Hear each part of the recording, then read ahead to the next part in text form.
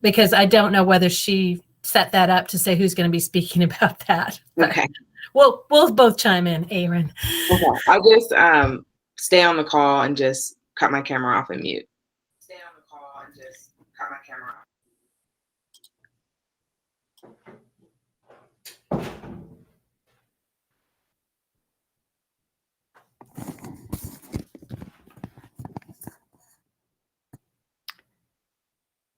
We're ready, Marie.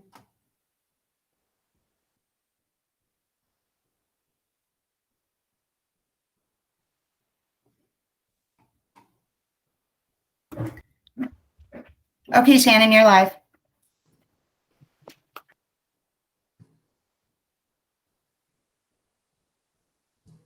Good evening, everyone. Welcome to the April 7th meeting of the Planning and Zoning Commission. Planning and Zoning Commission will hear public comments only on items that appear on the agenda. Presentations by the public shall be limited to no more than 10 minutes for the main spokesperson for a group of 3 or more, and no more than 3 minutes for other individuals. Additional information, as always, can be conveyed to the Planning and Zoning Commission in written form. We will begin with approval of the minutes. Let me back up. We are going to move item 3 to the head of the legislative or the business items at the request of the petitioner, assuming that they have shown up or will show up by the time we get to that. But we will begin with roll call. All right, Mr. Hauser. Here. Mr. Archibald. Here. Commissioner Hoke. Here. Commissioner Levi. Here. Commissioner Faircloth. Here. Commissioner Bubenic. Here. And who am I missing? Oh, Commissioner Rodriguez. Here. All right, Mr. Chair, we have a quorum.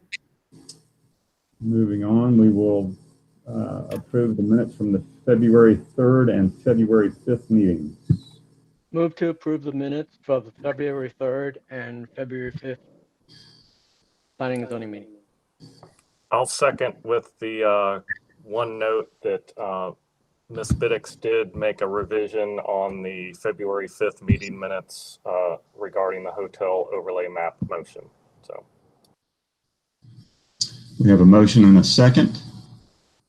Mr. Faircloth. Aye. Ms. Bubenic. Aye. Mr. Rodriguez. Aye. Ms. Levi. Aye. Mr. Hoke. Aye. And Mr. Archibald. aye. Motion passes unanimously. I think I got everybody there. So our next item is Mr. Allen here. He is here. Our next item will be a quasi-judicial public hearing, which is a variance. Petitioner, Mr. Derek Allen, agent for the owner, South Slope Investments LLC, is requesting a variance to the development standard found in section 711(2)(b)(6) of the Unified Development Ordinance. The petitioner is seeking to use the public right-of-way for access and maneuvering for property located at 175 Biltmore Avenue and identified in the Buncombe County tax records as PIN 9648482118. Staff coordinating review is Ms. Tuck. Thank you, Mr. Chair. Might want to, Mr. Allen, is your client present? I do not see him here. I know he was attending something else this evening, and he was going to pop on if he could. I told him I did not think I would need any testimony from him. Okay, so we might want to begin with swearing in, and it looks like it'll just be me. Ms. Tuck, do you affirm that the testimony you are about to give is the truth and nothing but the truth? I do. Very good. All right. Thank you, Mr. Chair, members of the commission. If you give me just a moment, I'm going to share my screen and get started on this presentation. And just to remind the commissioners that when I present materials like this, I can't see your faces. So if you need me to stop or have a question that needs to be clarified before I move on, if you could please speak audibly so that I know to stop. So to begin, just to recap, this is a zoning variance request for the property located at 175 Biltmore Avenue. The property is outlined in blue on the screen, and I should check to make sure that you all can see my screen. Yep. Okay, great.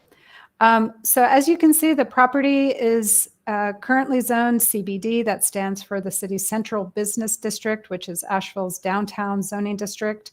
The property is developed with a one-story building, a commercial structure, and it has some associated parking as well as a service area to the rear of the property. One of the things that's a little unusual about the property is that it has right-of-way on 3 sides: South Lexington to the west, Biltmore Avenue to the east, and an unnamed but open right-of-way that is to the south of the property that connects the 2 avenues. The request that has been submitted is for relief from the UDO section 711-2B6. 711-2 is the part of the UDO that addresses parking, loading, and access, and subsection B6 specifically refers to or prohibits using the right-of-way for access and maneuvering into parking spaces. The request is specifically regarding these parking spaces to the south of the building. There's about 10 or 11 parking spaces to the south that rely on this right-of-way to maneuver in and out of the parking spaces. So this is important because there are a number of triggers in the Unified Development Ordinance as properties are redeveloped or renovated that could require site compliance. So just for an example, a renovation of a building that exceeds 75% of the tax value will trigger site compliance. And so the petitioner, this building has been vacant for some period of time. There was a business that was that had actually opened just at the start of the pandemic, and unfortunately it was bad timing and they had to shutter that business. So any future businesses that go into this property, should there be a substantial renovation or if it goes vacant for an extended period of time, any of those things will require that site compliance. And the petitioner would like to retain this parking and not have the property be redesigned at some point in the future for site compliance that eliminates that parking. And that is the basis of the request. So as I mentioned, the UDO doesn't want you to maneuver in and out of a parking space from the right-of-way. And just as a frame of reference, what it really wants you to do is to create an off-street parking lot like this to the south, or even this one to the north, where you come in from the right-of-way and you use the drive aisles in the parking lot to maneuver in and out. And that's primarily for public safety. It's just safer that when you don't have moving traffic coming at different directions, to have cars sort of backing in and out of parking spaces. So just to give you a little perspective on the property, if you're not familiar with it, it is the old foam and fabric store located, I think, primarily from Biltmore Avenue. That business has been, not in this building for some period of time, and the property is currently vacant. And you can see this is Biltmore Avenue here to the east and South Lexington to the west, and then that's the unnamed open right-of-way to the south. Another perspective from Biltmore Avenue, and then again another perspective from South Lexington. I also included in your packets some historical imagery beginning with 2020, so there's the current conditions today, and then going back in 2015, and then further into 1998, where you can see that those same parking spaces are pretty much in the same spot and the same condition that they are today. And I think this is important because while I couldn't go back further than 1998, the satellite imagery was just too grainy, you couldn't read it. But seeing the parking in place in 1998 would suggest that it even predates 1998 and goes back. And while I can't confirm that, it more than likely means that it existed before the adoption of the UDO, which was adopted in May of 1997. And if that's the case, then it's highly likely that this parking is lawfully non-conforming.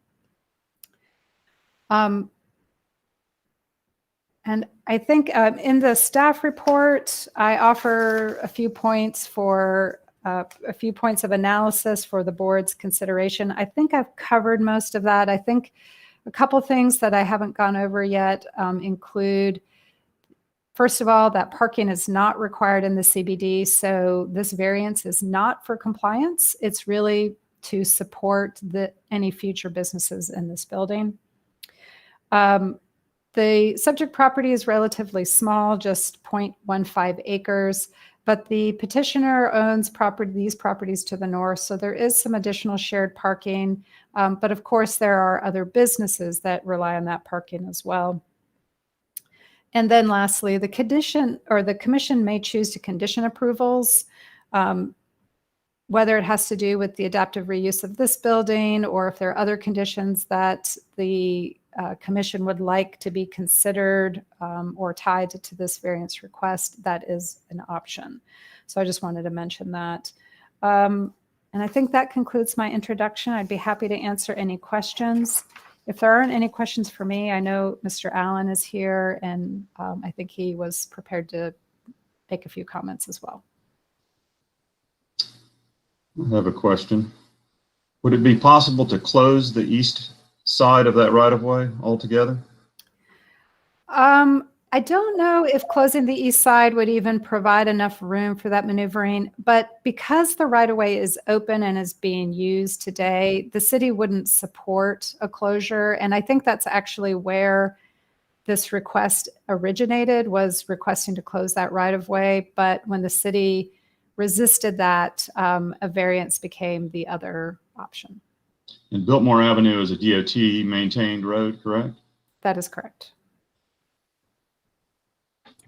If I can ask a clarifying question on that, Ms. Tuck. Based on what you just said, the petitioner originally requested to close the alley, the right-of-way in its entirety and not just one side?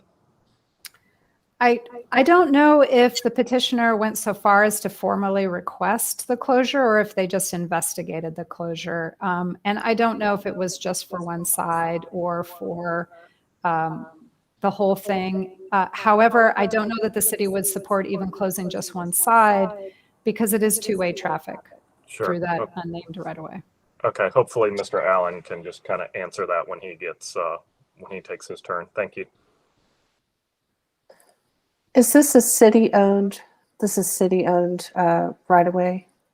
It's not city maintained, so but it's publicly dedicated. So it's a publicly dedicated right-of-way that has been opened and in use for some period of time.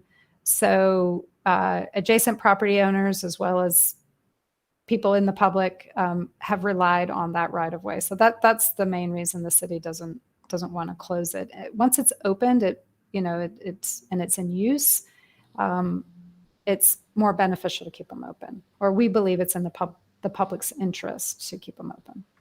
And so what sort of services from the city use that road? Like, Well, does a trash truck go down there or what? Well, it doesn't Anything have else? to be city services. It's just that it's in use. It's Okay. in use by members of the public to travel between South Lexington and Biltmore Avenue. So it provides important connectivity. It does also provide access for service. There can be service too, like for instance, here's some dumpsters here, or it could be used for loading or deliveries or anything of that nature.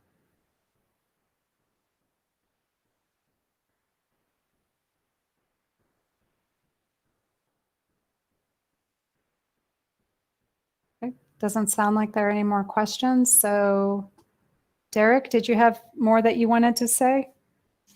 Just a few things. First of all, thank you very much for the indulgence to Let's Go First. My family appreciates that.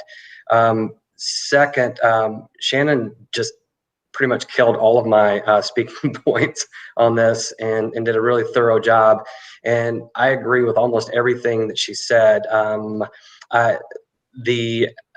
The only thing I don't agree with is the dedication of the road and the acceptance of it. And I don't think she said it was accepted, but we can't find any record that it was ever dedicated. And I've been looking at this particular claimed right-of-way, and that's what I call it, a claimed right-of-way, since I looked at it for Green Man, which you'll see on the page that Shannon has up there. There to the left is the Green Mansion building, and right across the street is the parking for the Green Mansion building that's controlled by the same entity. And so I started looking at this particular parcel for them, and before I represented the current applicant, which is the subject property there, that was the old foam and fabric building.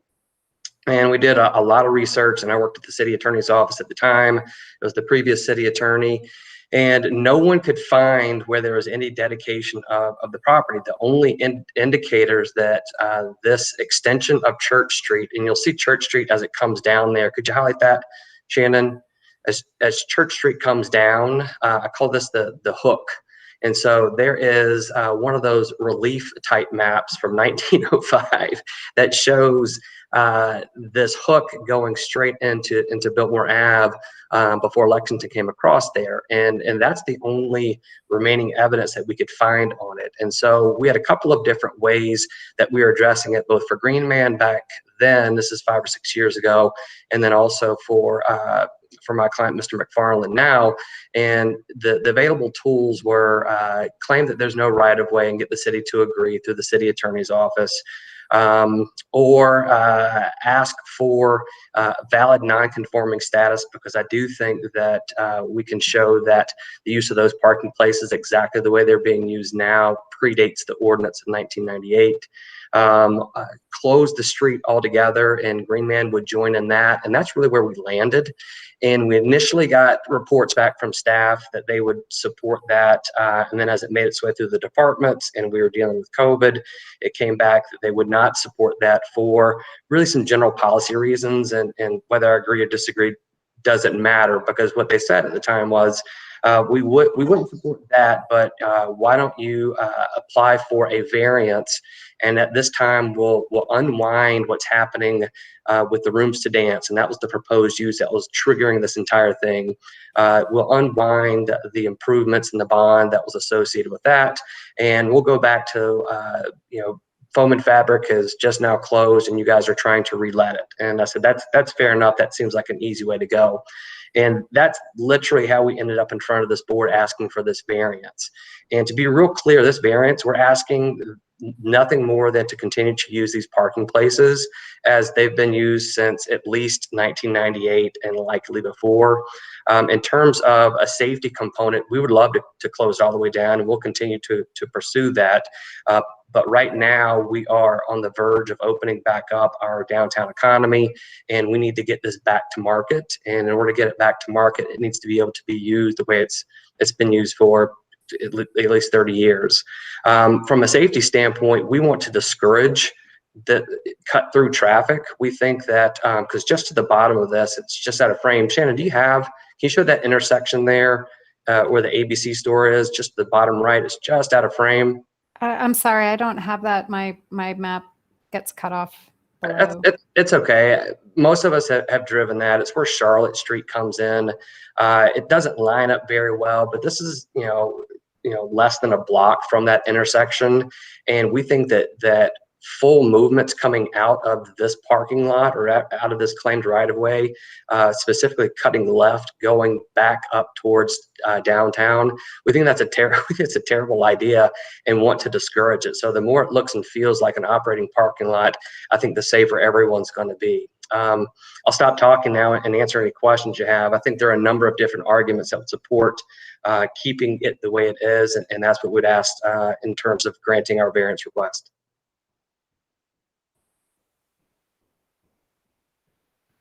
I have a question, Mr. Allen. I know there's 11 existing parking spaces by my count.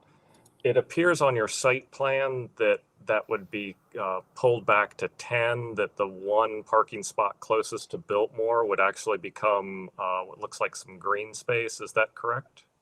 That was on that certainly was on that plan, but now there is no tenant.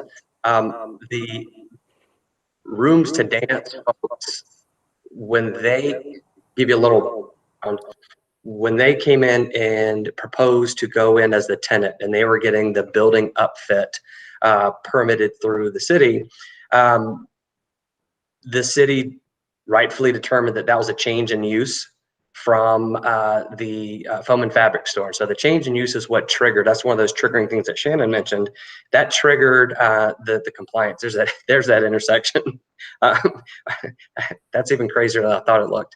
But that's what triggered the compliance piece. So those drawings were generated from that. So when a new tenant comes along, proposed tenant will have different drawings, and I don't know that they'll have green space or not, but you know, if that were a condition, I don't think that it would hurt anybody's feelings on my client team. Well, and the reason I ask is I was actually downtown today and drove into that unnamed alley and went to park in one of those spaces and was thinking about, you know, parking. Certainly, I don't have an issue with the parking. What you were talking about just a minute ago, as far as making that feel like less of a cut through street, having a little bit more space on those two ends so that the sidewalk feels a little more predominant, the parking feels a little less dominant, might be a great way to achieve that. And my thinking was, well, if there's only 9 parking spaces, the one on each end, Lexington and Biltmore, go away, it still provides parking, but it also gives that little bit of a buffer. It makes it feel like it's a little more internal, even though it's not. And this is where I start to defer to Miss Ashley and Miss Tuck as far as how much can we apply conditions to this being a variance. So I know that Mr. Allen, you and your client would have to agree to that, but this is at least a starting conversation of that. So to clarify, this is a variance request and not a CZ, so they actually don't have to agree, although of course we want them to. And if a new property, or excuse me, if a new business moves into that site and they trigger one of those compliance triggers, then they have to bring the site into compliance for everything else. So landscaping, sidewalk, you know. So in the future, I think those islands were created to meet their landscaping requirements. That's how I read that. So in the future, if that is triggered again, then those same landscape requirements will likely come into play. Who knows at what point in the future what other requirements may come into play, and you know, that parking may become less valuable at some point. So it's hard to say. I think that's a great point, Shannon. You deal with this every day. That's probably the answer, is that on that Broadway facing side, that's where they are, more facing side, they were bringing that into compliance with landscaping. So I bet you're right on that. And this is Janice Ashley. I just wanted to add to Mr. Archibald, you asked about the limits of conditions. What you would be applying conditions for would be, for example, you have your 5 standards, you have the hardships. The applicant has said why it's a hardship to meet this particular requirement. The 5th standard actually is this in the spirit and purpose and intent of the ordinance? And that's usually where you might have a condition to say, well, why do we have this rule? Why do we have this? Why does our ordinance prohibit that's coming right in from the right of way? And if there's something, for example, if you were to see this as a safety issue, or you could say, well, I think that's where you're going with that for some reason you thought, well, if there was a purpose, the purpose of this to not allow it from the right of way could be mitigated by having this buffer, not maybe exactly the way it shows on the plan. That would be an appropriate condition.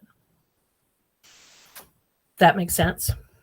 Yes, it does. And it was kind of keying off what I was seeing again on that site plan, going, and certainly I see what Mrs. Tuck is bringing up. It likely, very likely is that it's meeting the open space, the green space, landscape requirements. And it's also doing this other great thing too. So it's getting two things at once.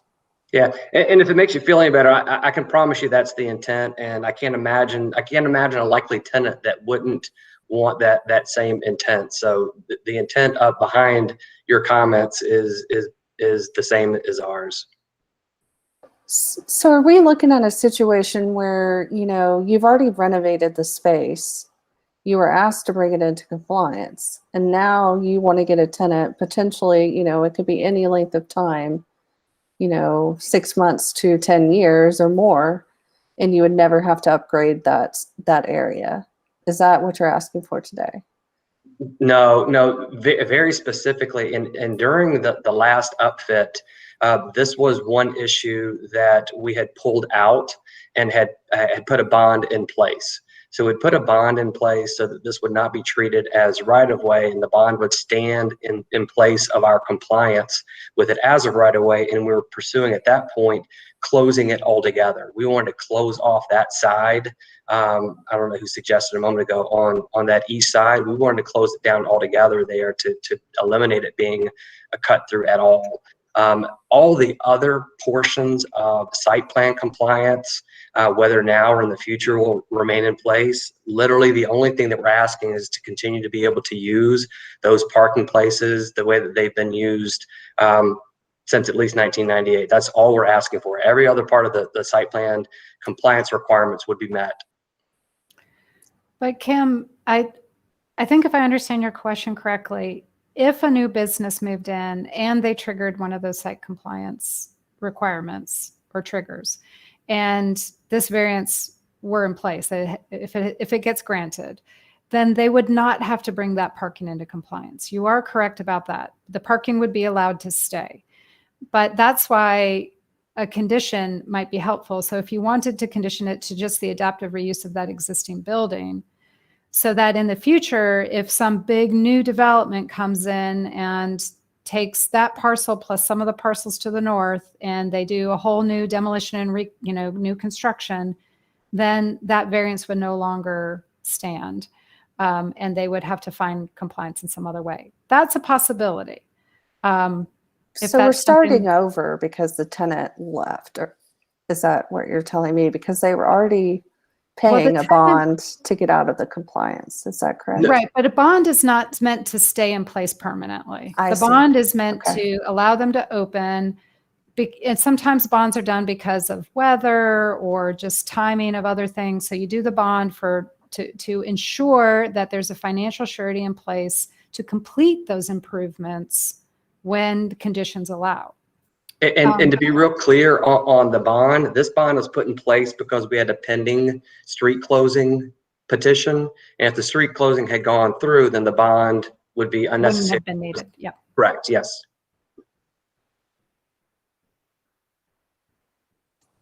I certainly would like to see the condition added that it is specifically for the adaptive reuse, that if it was, to be combined, if this building was to be torn down, something completely new redone, that this variance would not carry over to that. So.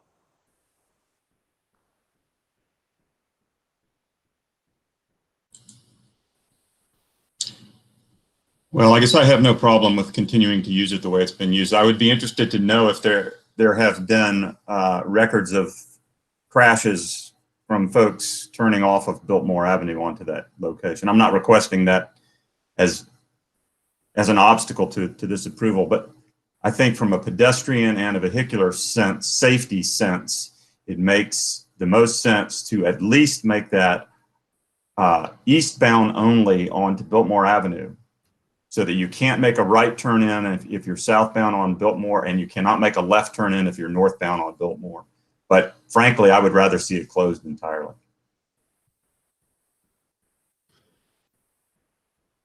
Gio, you had a question? Yes, I just wanted to support both Joe and Kim's request that this not should there be in the future a redesign or that this doesn't continue to go forward. So I fully support what they're trying to do, both from a safety point of view, but from a pedestrian point of view, from a bicyclist point of view, so that I have no problems with granting the variance, but I want to see how that condition works. What both of the commissioners were talking about. I think the condition would just be a simple, the board grants the variance with the condition that it apply to the existing building and the use of the existing building only. And should this building be demolished and the site redeveloped in the future, that the variance would no longer apply. Something along those lines. And my understanding, based on what Miss Ashley said, that would just be a number 5, essentially, on that after the 4 hardships, correct?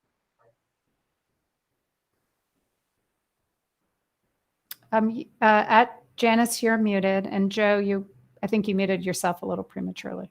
Oh, sorry.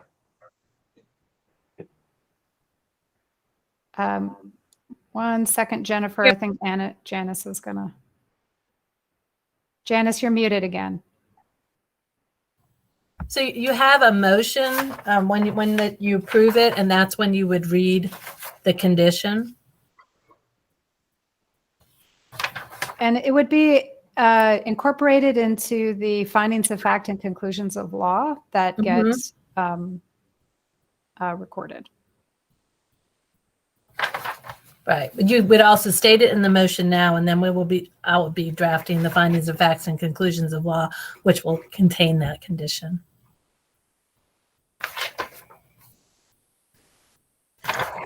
And to simplify because one thing that I don't want to get in later on for this property owner, whether I represent them or not, is, what kind of reasonable modifications you can make to the building. And so I like the demolished language that you were getting to, Shannon, because I think that's what we're getting at is, as long as this is the basic building, then this variance applies. But if this is taken down and there's a new building that goes in, then it doesn't apply. And I would be comfortable with that kind of, as long as we're clear that it applies to this building and reasonable modifications to that building. Jennifer, did you have a question?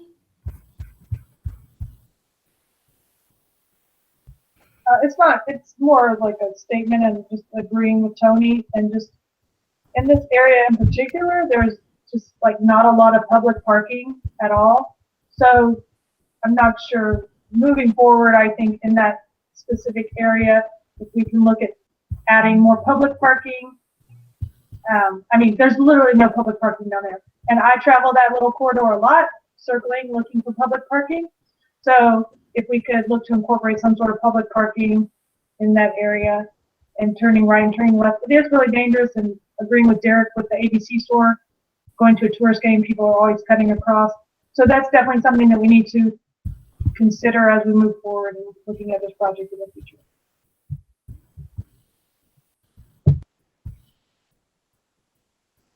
Is it possible to add on to this building where the parking spaces are? It's possible, sure. Then I think maybe the demolish language may be limited. Well, if you did an addition where the parking spaces are, then the parking spaces would go. Got it.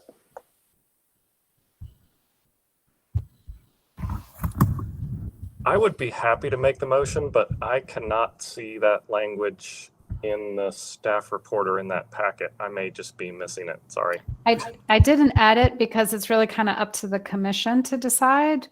But if it's helpful, I can restate what I said earlier, and Or you can make a motion with the condition of what I stated earlier. Yeah. No, I'm happy to do that. But I'm just going to chime in real fast to remind you guys we have public comment, but we do not have any callers in the queue. So I don't know how you want to go about doing that. If you need to technically open it for public comment, your hazard. There You are do, and it's actually, if anybody has testimony, it's not just general public comment. It's supposed to be interested parties that have testimony. So that's how you would open it in this. And as for the motion, there is a way to say it because this is based on the competent material evidence. So I just sent something to Marie where we have our standard motion to approve or deny, but you get that little competent evidence part in there. So just, I don't know if she can get that out to you, but I can guide you through it. So go ahead, Tony, and open it up for interested parties testimony. Okay, so at 5:34, we will open to public testimony on the issue. If we have any callers, I will be ready to swear them in. There are no callers in the queue. We will close public testimony at 5:34.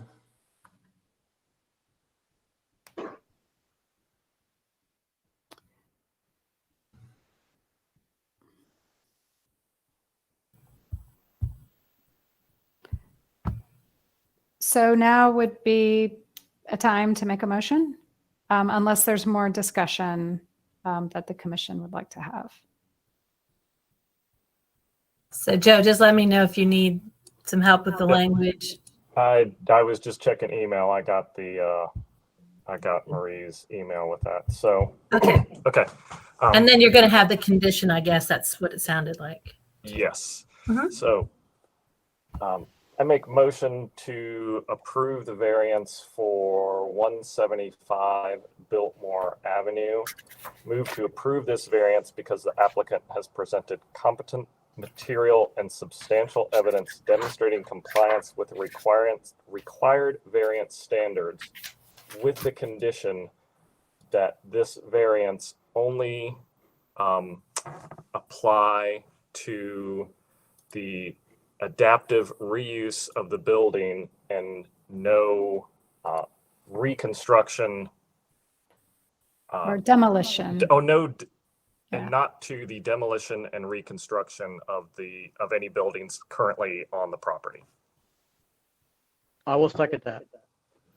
Did that work, Janice? The variance only applies so long as the existing building remains. Is that right? And Correct. is used adaptive reuse, not Correct. to. Okay. And not to any project or proposal that would demolish the existing building for new construction. Is that? I think so. Mr. Allen, is that precise enough?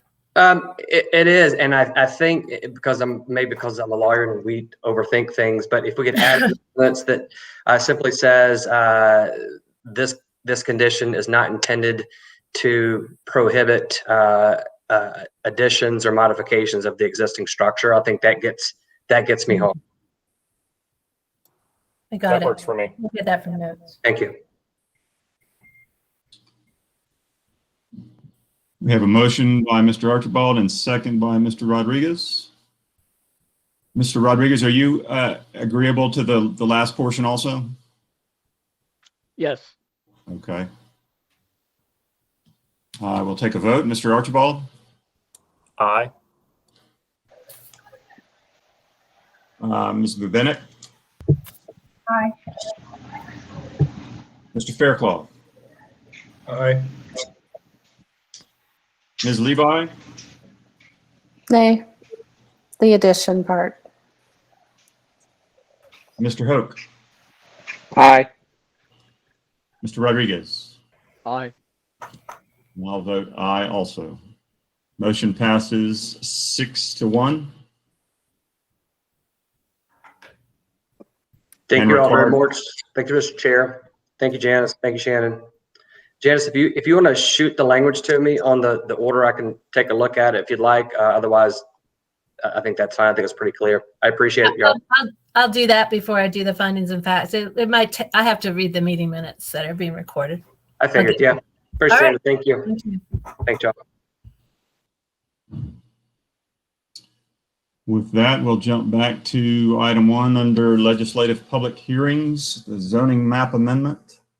This is a request to rezone the property located at 99999 Glendale Avenue from residential multifamily high density RM16 to commercial industrial CI. The property is identified as PIN 9658214847 in the Buncombe County tax record.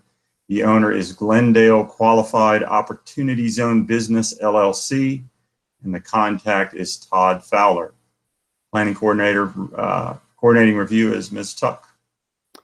Thank you, Mr. Chair and members of the commission. So as Mr. Hauser has indicated, this next item on your agenda is a request to rezone the property located at 99999 Glendale Avenue.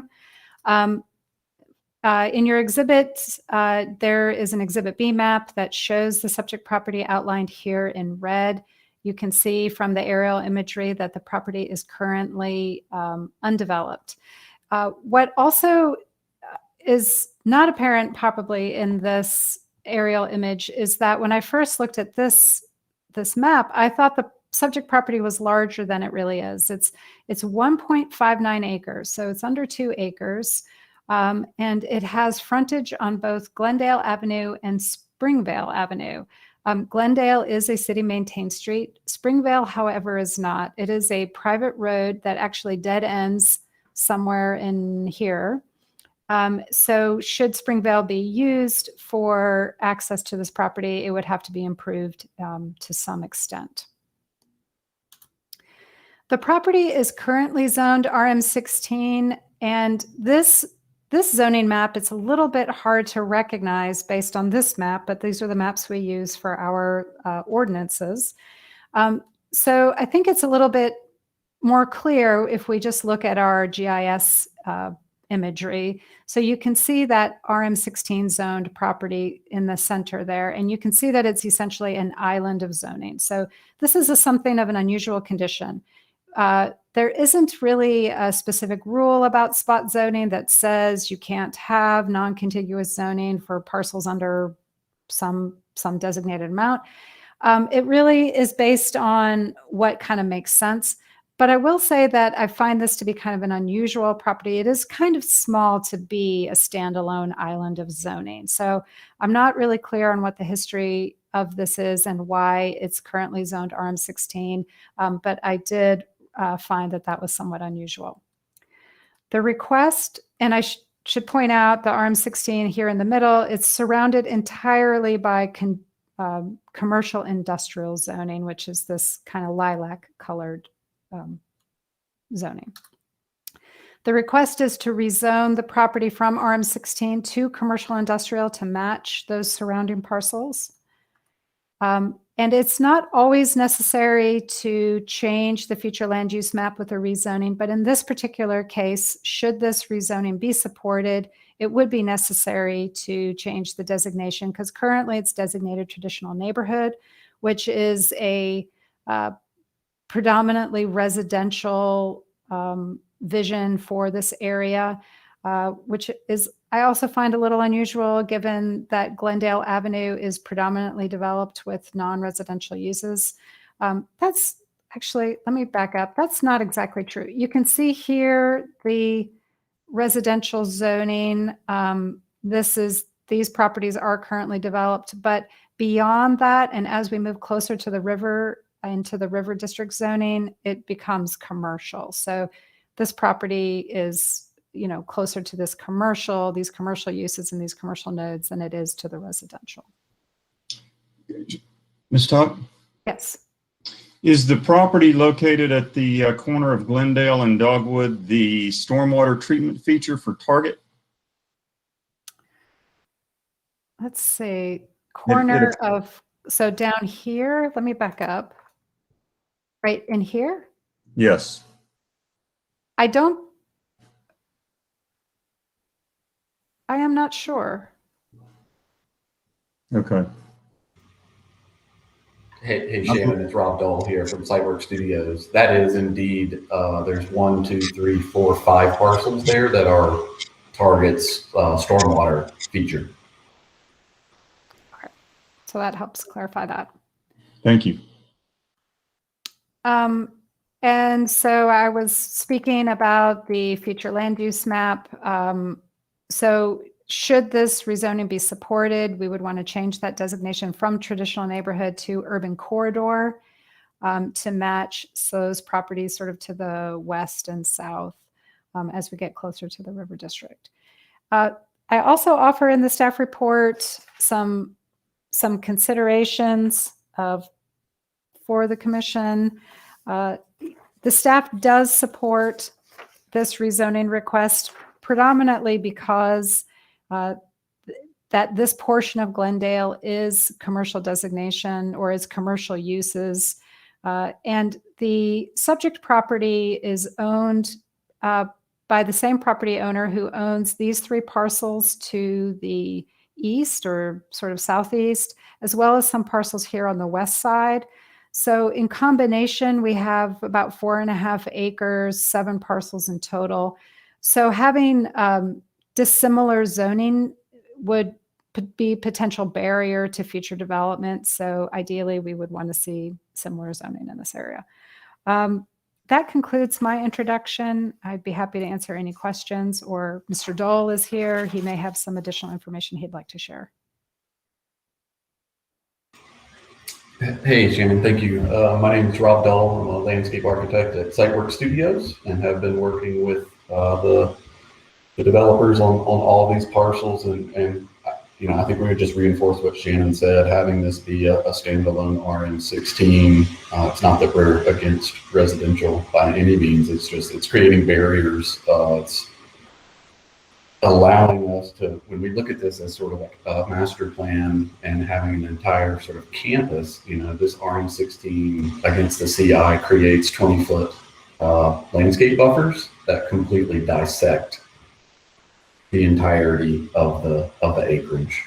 And as you said, the RM16 is sort of down below is in a great spot because it creates a transition from sort of a commercial use to a higher density residential to then the single family residential neighborhood that's beyond that. So happy to answer any questions though.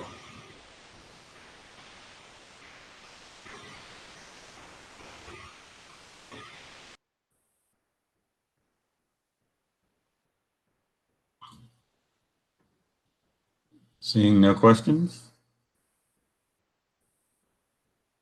Do we have a public comment for this one? Yes, you have to open it up to public comment. Okay. Seeing no discussion or no questions, we'll open for public comment at 5:46. And there are no callers in the queue. And we will close public comment at 5:46. Any further discussion? If not, I'm happy to make a motion, unless someone else wants to. You're on a roll. I move to approve the rezoning request from residential multifamily high-density RM16 to commercial industrial CI with an amendment to the future land use map of the Living Asheville Comprehensive Plan from traditional neighborhood to urban corridor, thereby assigning zoning and land use designations that are more compatible with the surrounding properties, and find that the request is reasonable, is in the public interest, and is consistent with the comprehensive plan and other adopted plans and meets the development needs of the community, and that the rezoning will, 1, assign a zoning designation that will better support future infill development in a locationally efficient area, and 2, remove an unusual zoning condition that can be a barrier to future development. I will second that.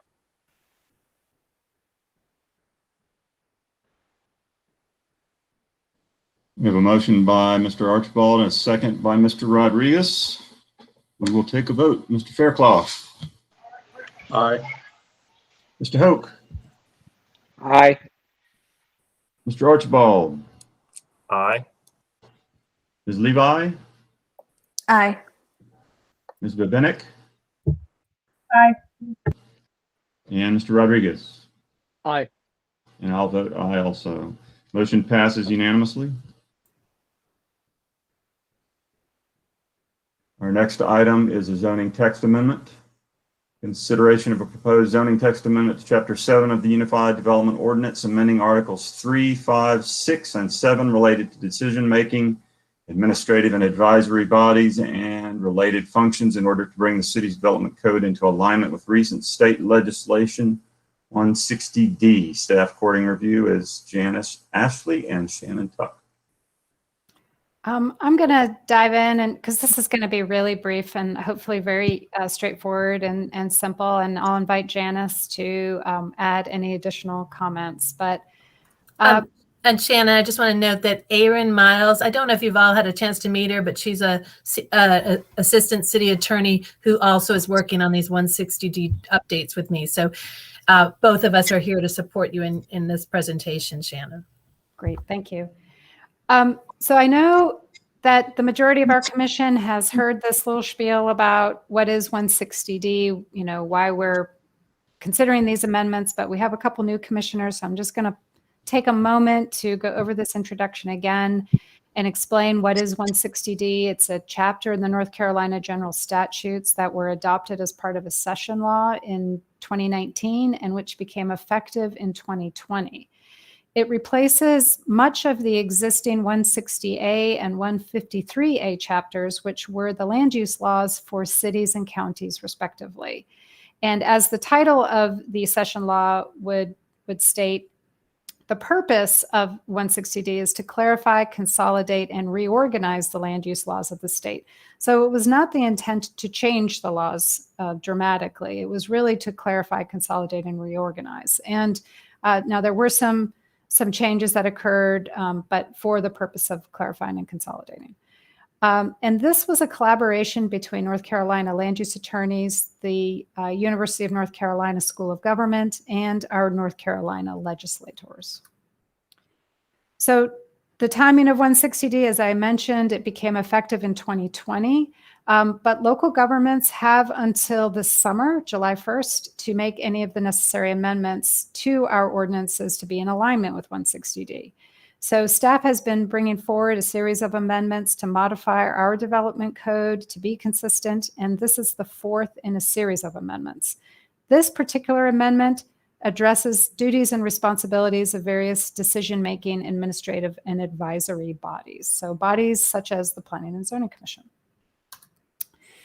So quite simply, these changes, this amendment includes changes to 3 of the articles in the Unified Development Ordinance. In your staff report, we had markups that if you were interested, you could go and you could look and see exactly what text changes. You could see the additions of new text and the strike-throughs showing text that is proposed to be deleted. So in Article 3 is the decision-making, administrative, and advisory bodies article. This is where it lays out and identifies a lot of the, or all of the bodies that have a role in development review, and it describes their different powers and duties and responsibilities. So there are some edits to that as a result of 160D. It's primarily clarifications, things about perhaps about voting or membership and things like that, but they're relatively straightforward. Article 5 is the city's development review procedures section. The primary change from 160D in Article 5 has to do with notice requirements.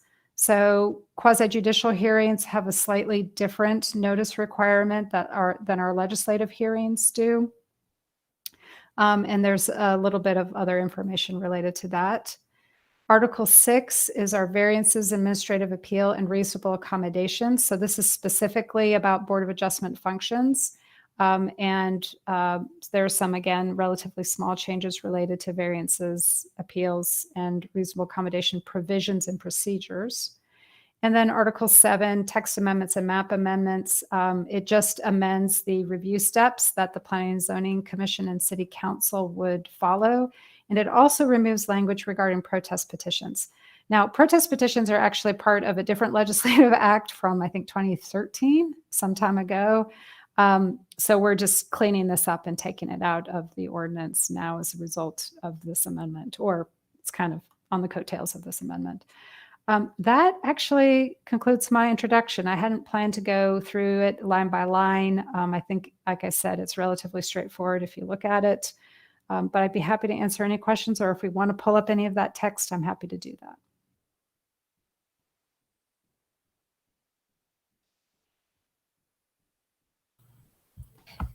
And if there are no specific questions, I just want to highlight a couple of things. The Article 3, some of the biggest changes, well, there, as we've said before, 160D didn't really make a lot of changes. And thankfully, we are already doing many of the things that 160D says you should do for boards and commissions. For example, we always have, we have rules of procedure. 160D suggests that boards and commissions should have rules and procedure, but we have that, and we have for a long time. We swear in our commissioners. One of the biggest changes was that they said we have to have a broadened conflict of interest standard for planning related boards and commissions. And I'm going to go over that in a little bit with you, but you won't see that broadened conflict of interest standard in this UDO change, because where we find your conflict of interest standards are in your rules of procedure. But what it also added, 160D required that the planning staff had to have a conflict of interest standard. And so you'll see in Article 3, we have added to the section on planning, City of Asheville Planning Department, there we added a conflict of interest section, which basically says that no staff member shall make a final decision on an administrative decision related to a development regulation if that decision would have a direct, substantial, and readily identifiable financial impact on the staff member, or if the applicant or other person is a person with whom the staff member has a close familial relationship. So that's a staff conflict of interest, and you will soon see that the standard for your conflict of interest as a board member is exactly the same. The other thing, I don't know if Erin, if you want to talk briefly about the changes in the notice, it might be important to note that. I'm sorry, Erin, I'm gonna hijack your spot for a second. Okay. because Kim had asked a question in regards to the variance that you all just voted on here a little while ago about the notice requirements for that. And I didn't want to get into it in an email conversation, and I said we would talk about it later tonight. And right now, the UDO, we just treat all of our notice requirements the same. We just notify, we do mailings for all of our hearings to individuals within 200 feet of the subject property, or property owners within 200 feet of the subject property. And then we also do a publication in the newspaper. We post signs on the property. We also are more and more doing more that it's not part of the UDO specifically, but we are doing more and more outreach to community members. We're doing more electronic notification where people can sign up and receive notices of different development projects. So with all of this additional notice that's occurring, 160D reminded us that technically the state only requires that we notice people directly adjacent to the properties. And that's for legislative and quasi-judicial. Now, for our legislative decisions, we didn't think that was a good idea. Our community relies on broad notice. And so we want to be transparent and open and upfront. So we want to continue to do that. However, for quasi-judicial hearings, it's a little bit different because, as Janice mentioned earlier in the previous, the quasi-judicial hearing that we just completed, when we open the public testimony, it's to be primarily it's for people who are directly impacted or who could potentially have standing. And if we do broad notification, we're potentially introducing issues of standing or not, people not having standing making comments. So we don't want to, we want to be inclusive and do broad notification. And, we hope that we'll have more and more tools that people can use to kind of know what's going on in their community if they have concern. But in terms of meeting the statutory requirement, we really thought, at least for quasi-judicial hearings, we should probably drop back to just notifying those directly adjacent. So Aaron, sorry, I don't know if you have anything more to add there. Yeah, I don't have much. I don't have anything else to add. You covered it greatly, Shannon. That's the major change, that for quasi-judicial, it's going to only be those abutting and adjacent properties. And then for legislative hearing, it will continue, the mailing will continue to go out to the 200 feet, those properties within 200 feet. I did notice that they had in 160D, they made the point of saying that abutting properties was properties that it could be a property that was separated by a street from the subject property. Yes. Which I thought was a very good clarification. And when we do when we notice everybody within 200 feet, we actually remove the right of way as though it didn't exist. And we measure as though that right of way weren't there. And the only other thing I wanted to comment on is Shannon had mentioned the changes to 774, review by the Planning Commission, and then 776, where we cut the protest petition.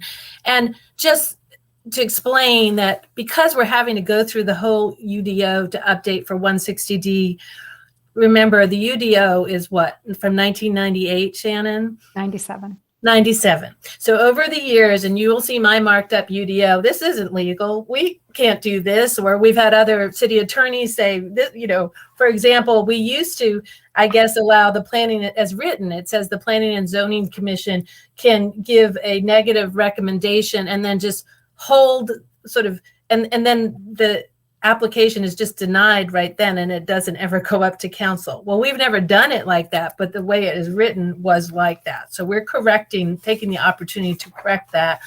And we actually just had somebody call quite recently to say, I want to do this protest petition thing. And I had to say, well, actually, that hasn't been valid since 2015, but we just haven't had a chance to go back into our UDO to change it. So this is why you will see sometimes cleanups that are not related to 160D, and we'll try to highlight those for you.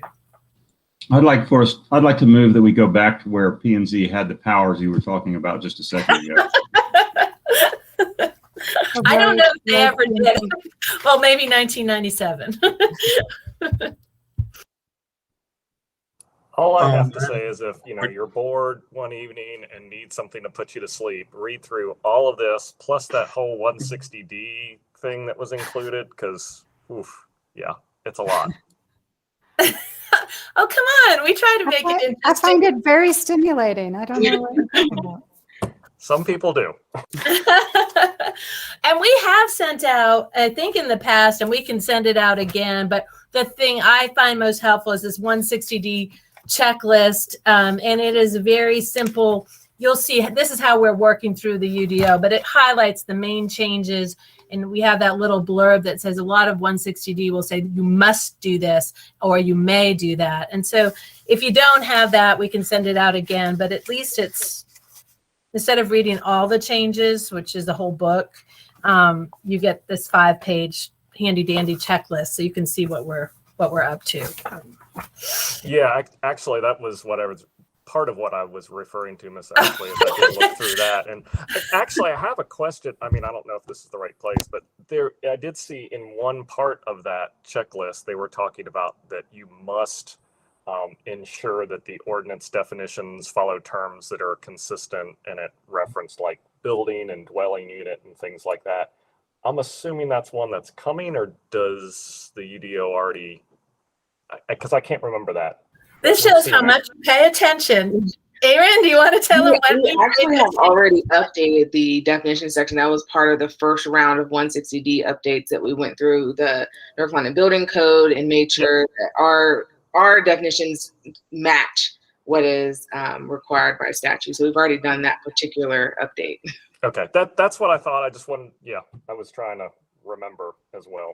There's so much to it. We're just joking with you because it is, I'm sure people are glazing over, but we try to sort of highlight what's the main changes.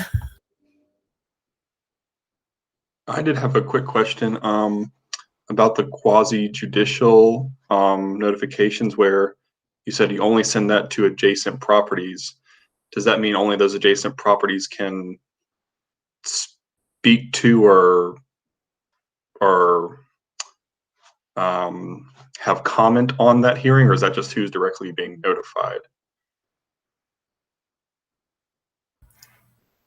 Do you want to take that, Aaron?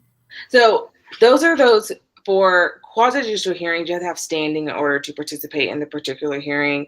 And that means that you're in a sense directly affected by it. So the only ones who would have standing to participate in a quasi-judicial hearing would be those who were directly affected, which would be most likely those who were abutting properties or adjacent properties. For instance, if you were to have an apartment complex that is within 200 feet and every single person in that apartment complex were to receive a mailing, they would assume that they would have some sort of standing to testify and provide input, which in a certain instance they may not. So it's trying to limit that instance where some may think they're able to testify and have standing while others do, to kind of limit that, because you do have standing. Whereas legislative hearings, anyone can testify and provide any type of public comment or information, but only those who have standing can in a quasi-judicial hearing. So I guess my question is that an end all be all? Like, you have to be an adjacent property to have standing, or can you request to have standing? Sorry if this is a newcomer question. I'm just trying to play catch up here. There might be other ways you can make the case, and typically we don't get into this. Well, you will only have it for variances to be quasi-judicial, and we typically will not put the board or commission in the position of saying, do you have standing? Or but it makes it easier if somebody says, I live next door and this is how it impacts me. And people should be testifying based on, again, as Aaron said, how it directly impacts them. So there might be broader than just the adjacent property owners, but somebody should, when they are testifying in a quasi-judicial, should be able to make the case of why they are an interested party. And 160D is trying to do a good job of clarifying what are quasi-judicial procedures, such as variances, such as certificates of appropriateness with the Historic Resources Commission, and what are legislative. So you will see in our changes to 160D those terms more often, quasi-judicial and legislative, just to clarify. Yes, you could, in a legislative decision, I could be from anywhere in Asheville and say, I just don't like this. I don't live in that neighborhood, but I just don't think that's a good idea. And that's fine. But when you are testifying in a quasi-judicial, you should be able to, again, say, you shouldn't be from across town unless you own a property that is impacted by that variance. But that makes sense. Thank you for explaining. Okay.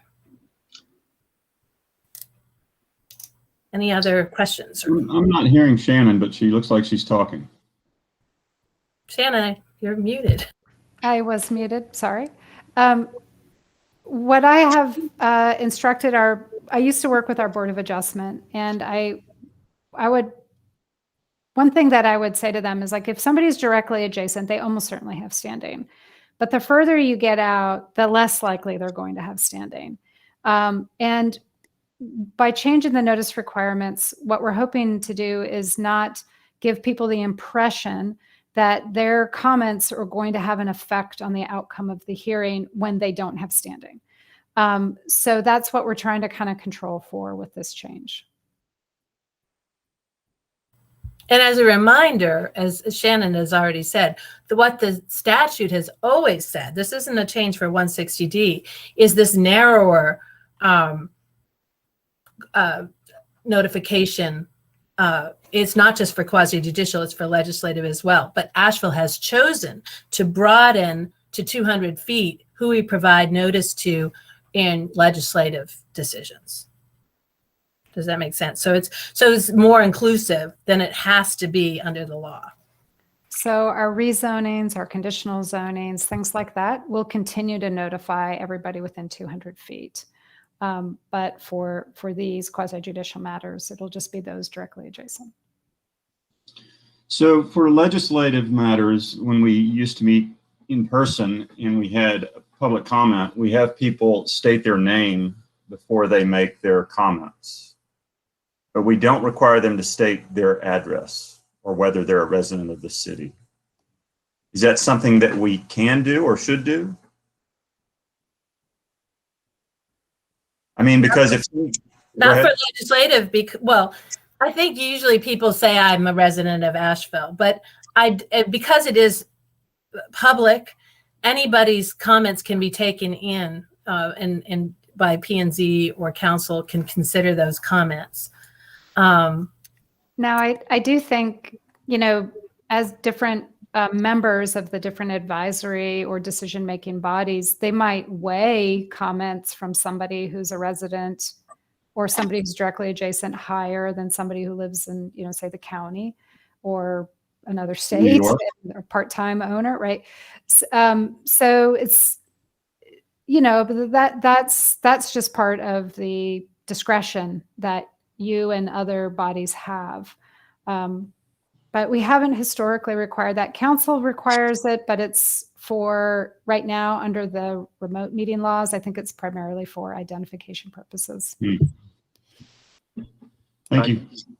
Maybe to ask a clarifying follow-up to Mr. Hauser's question, would it be, I don't know if illegal is the proper term, but would it be, can we not ask where they live? I think it can be, you can ask, or it can, as part of your procedure, like when you do your introduction and you say we're opening up for public comment, please state your name and address for the record, and not just the name for the record. You could say name and address. I think there's nothing wrong with that. If that's information that you would like to have. Yes. Ms. Bubenik. I think it's important that we ask people their name and their address, because you have people who live on one side of town and they have something to say every time something comes up in this town. And so they may just be weighing in on every single item. But then you have people who actually do live within 200 yards, and that item is really important and it's going to affect them. And, next week we have something that's being built here right across the street, a proposal that's coming up for a new property here on Hendersonville Road, right across from my house. And so that is something that really affects me, but may not affect somebody else across town who constantly weighs in on everything in this town. So it's really important that we actually do take into consideration people who it's actually going to affect, and start, just reading through the Charlotte Street comments that we have been getting. It's really important for us to actually weigh in on the people who it's going to affect, as opposed to other people. So I agree with Joe on this one, and I think that we need to take things seriously on that aspect of it. I tend to agree that although it may not be required for legislative procedures, that it makes a lot of sense, because I think there's some level of standing that's provided by knowing that. And that's perhaps a good segue, since we're talking about public. Do we need to open this one for public comment also? We do, yes. Why don't we do, if there's no further discussion or comments, seeing no actions there, why don't we open this for public comment at 6:12? And there are no callers in the queue. You gotta love civic activity. We'll close public comment at 6:12. Should I go 3 for 3? Joe, why don't you let me take them? Go for I would like to make a motion. I move to approve the amendments to the UDO Articles 3, 5, 6, 7 to clarify language and otherwise bring the provisions in compliance with NCGS Chapter 160D. I'll second. We have a motion by Mr. Rodriguez and a second by Mr. Faircloth. We will take a vote. Mr. Rodriguez. Aye. Ms. Bubenik. Aye. Ms. Levi. Aye. Mr. Archibald. Aye. Mr. Hope. Aye. Mr. Faircloth. Aye. And I will vote aye also. Motion passes unanimously.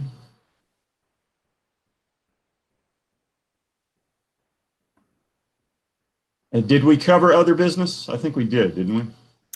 Not formally. Nope, we have one more item under other business. Consideration of amendments to the commission's rules of procedure in order to be consistent with recent state legislation 160D. And I'm presenting, this is Janice Ashley. And as I mentioned previously, 160D has a broadened conflict of interest standard for members of boards, planning related boards and commissions members. And your conflict of interest standards are found in your rules of procedure. So we have a markup of your rules and procedures, and you'll see section 3D, which has always been there as your conflict of interest. Your prior conflict of interest standard was that you should not vote on a matter where you had a direct, substantial and readily identifiable financial interest. So that is still there, but it has been broadened to also say that you should not vote in any zoning amendment if you have a close personal, familial, business relationship or other associational relationship with the applicant or the property owner. So it's pretty straightforward. Sometimes conflict of interest has come up and a member is not certain. They say, I might have a conflict. I'm not sure. So you're always free to check with Shannon, who could get in touch with me in legal, or Aaron to just help you figure out if it's a conflict of interest. Usually it's pretty clear. Sometimes it's fuzzy a little bit. And when we're not sure, so say maybe you used to work for a company many years ago, you have nothing to do with this particular matter, because there's always a duty to vote as well. That's almost as high as a duty as to not have a conflict of interest. So you don't want to just back out because you kind of know somebody. But we often handle the fuzzy ones by disclosure, where a member may say, I want to disclose that many years ago I worked for this company.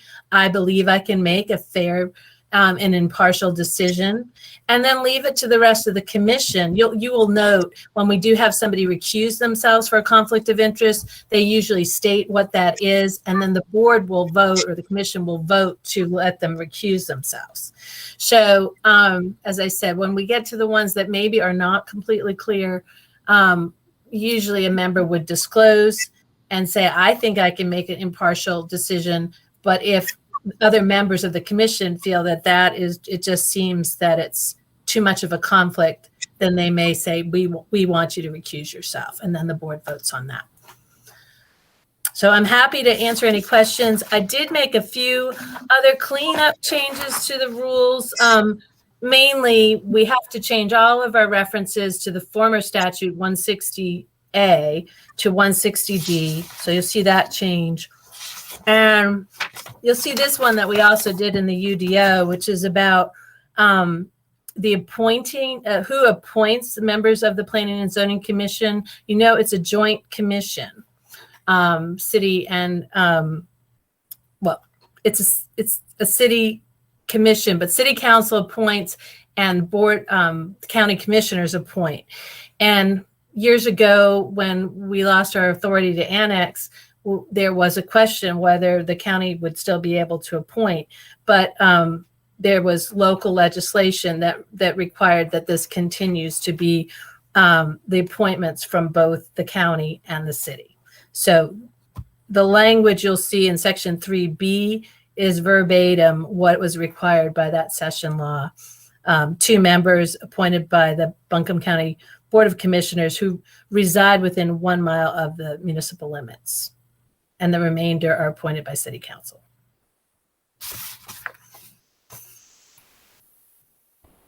Happy to answer any questions.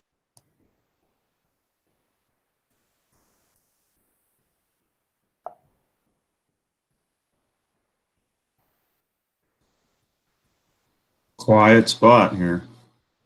No questions? And you do need to vote because your rules of procedure require any amendments to your rules to be, requires an affirmative vote of a simple majority. You Sorry. muted yourself. No, Janice. I'm sorry. No, you don't. This isn't a legislative matter. This is a board matter. So that's why it's under other business. So there's no public comment here. I'd like to make a motion. Please. Move to approve the amendments to the Planning and Zoning Commission Rules of Procedure. I second. We have a motion by Mr. Rodriguez and a second by Mr. Hoke. We will take a vote. Ms. Levi, Aye. Mr. Rodriguez, Aye. Ms. Bibenick. Aye. Mr. Archibald, Aye. Mr. Faircloth, Aye. Mr. Hoke, Aye. and I will vote aye also. Passes unanimously. Thank you. Before we break up for the evening, I wanted to let you all know that we ordered several books. You all are looking at it backwards, aren't you? Like you're looking in a mirror. It's the quasi-judicial handbook for that for guide for boards making development regulation decisions. So this is a handbook that we give all of our new Board of Adjustment members and our Planning and Zoning commissioners. I got 2 copies for Brenton and Jennifer. And I wasn't sure if you all, I think some of you attended training, you may have gotten a book then, but I wanted to check to see if anybody else did not have the book and would like a copy of the book. And if you would just email me and give me your address, I'll either drop off or mail you a copy of the book. Yeah, I emailed you, Shannon. I don't have a book. Oh, right, because you're new Yeah, too. yeah, I came in. I don't either. And Kim, okay. All right, Our next meeting will be May 5th. that's right. Motion to adjourn? Second. We have a motion and a second. All in favor? Aye. Aye. All right. Thanks, everybody. Thank you. Have a good evening. Thanks. Good night. Thanks.